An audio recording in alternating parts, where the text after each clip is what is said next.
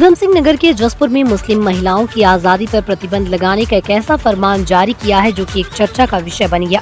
चर्चा का विषय इसलिए भी बना क्योंकि मुस्लिम युवतियों और महिलाओं को शादी विवाह समारोह में जाना, मोबाइल यूज करना, सोशल मीडिया पर प्रतिबंध लगाने के साथ साथ 28 अलग अलग बिंदुओं पर महिलाओं को प्रतिबंधित किया गया, जो कि एक महिला की आजादी पर एक निशाना है।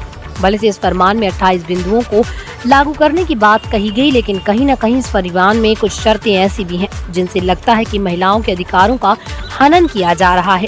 उनकी आज़ादी पर पाबंदी लगाई जा रही है, जिसमें कुछ नियम ऐसे हैं जैसे लड़कियों और महिलाओं का मोबाइल उपयोग करने पर प्रतिबंध लगाया गया। फरमान में लिखा गया कि कुछ स्कूल और कॉलेज ऐसे हैं जहां मुस्लिम लड़कियों के खिलाफ साजिश की जाती है। ऐसे स्कूलों में प्रवेश पर प्रतिबंध लगाया गया है। वहीं इस फरमान को लेकर सदर मौलाना साजिद रजा से बातचीत की गई तो उन्होंने बताया कि हर समाज से बुराइयां खत्म की जानी चाहिए। लड़कियों द्वारा लड़कों का स्वागत किया जाता है। कुछ लड़के ऐसे होते हैं जो माताओं और बहनों को गलत नजर से देखते हैं, इसलिए किसी भी समारोह में स्वागत खत्म किया जाए। उन्होंने कहा कि शादी समारोह में औरतों और आदमी एक साथ खाना खाते हैं।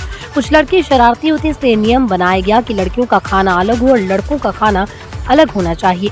वहीं मोबाइल पर लगे प्रतिबंध को लेकर उन्होंने कहा कि जरूरी हो तो बात कराई जाए, क्योंकि इंटरनेट के जरिए बहाई फैल रही है, इसलिए मोबाइल के उपयोग पर पाबंदी लगाई जाए। अगर इन सब बिंदुओं को मानेंगे तो सुधार आएगा। राज्य महिला आयोग उपाध्यक्ष सायरा बानो का कहना है कि जो ये तुगलकी फरमान जारी किया है, महिला की आजादी पर हनन है। वह इस मामले को आयोग में लेकर जाएंगी।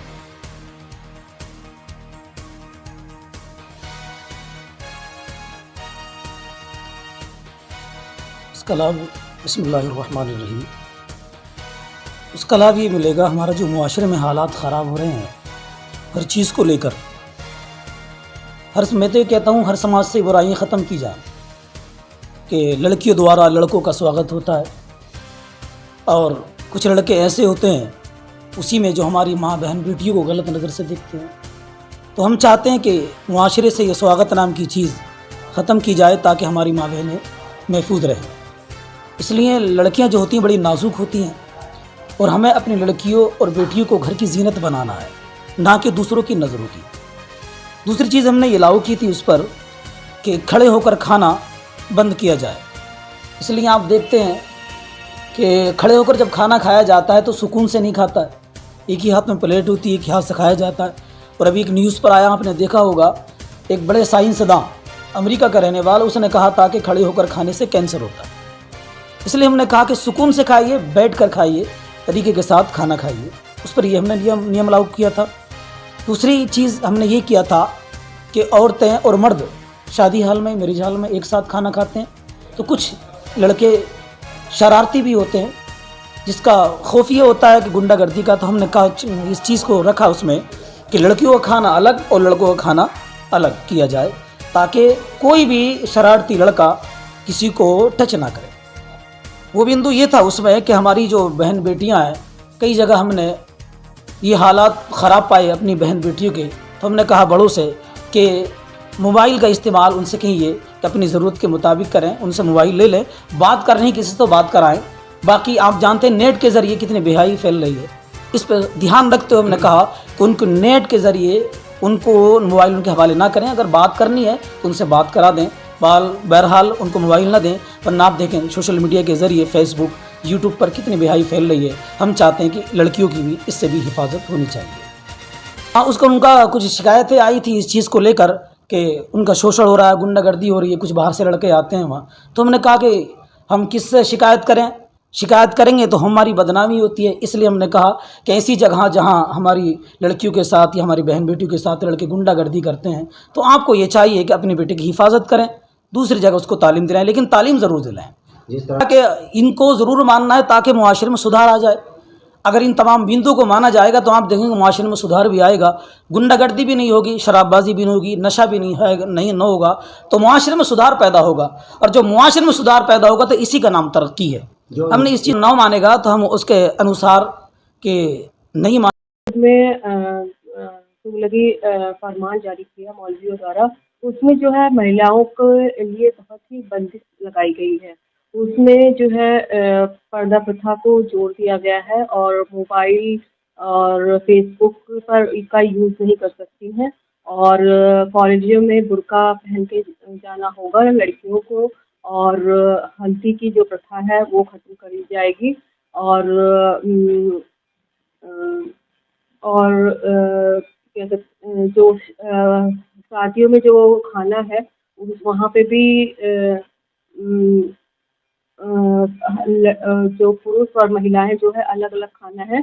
और 28 बिंदुओं पर मतलब रोक लगाई है। तो ये तो एक तरह से जो है मुस्लिम जो महिलाओं के ऊपर पाबंदी लगाना है, तो ये एक अन्याय होगा, उसका विकास नहीं होगा। और महिला जो है महिला वर्ग का कोई भी विकास नहीं होगा, उनका उत्थान नहीं होगा। इससे सामाजिक विकास रुक जाएगा और मुस्लिम महिला जो है वो एकदम पिछड़ी रहेगी। तो ये एक अन्यायपूर्ण वो बिंदुओं पर विचार किया गया है। और मैं अनुरोध करती हूँ इन बिंदुओं पर दोबारा विचार किया जाए और इन बिंदुओं को खत्म किया जाए। धन्यवाद। जिस तरह से कि केंद्र सरकार के द्वारा एक मुस्लिम महिलाओं के लिए अभिशाप बना 3 तलाक को तो खत्म किया गया है, लेकिन एक ये जिस तरह से महिलाओं पर थोपा जा रहा है मुस्लिम महिलाओं को जलन, इसमें क्या आपका क्या कहना होगा? तो आप 3 तलाक के मुझसे याचिका करता रहेंगे, आपके द्वारा जीत हासिल नहीं, ये तो फिर 3 तलाक की कुप्रथा थी। तो जो है महिलाओं को आज़ादी मिली और फिर बाद में ये जो सब कुछ जो 28 बिंदु हैं, इस पे जो है पाबंदी लगाई गई, उनकी आज़ादी पे पाबंदी लगाई गई, तो ये सब गलत है। इससे वो आगे नहीं बढ़ सकती हैं, वो अपने समाज को और देश-विदेश को नहीं जान सकती हैं कि क्या हो रहा है आज के ज़माने में। जबकि उनको मतलब इस दुनिया के बारे में, समाज के बारे में जानने का पूर्ण अधिकार है, तो वो सब कुछ नहीं जान पाएँगी, तो वो अपने बच्चों को शिक्षा नहीं दे पाएँगी और इस तो बाल विकास नहीं हो पाएगा। तो ये सब समाज को प्रभावित करेगा।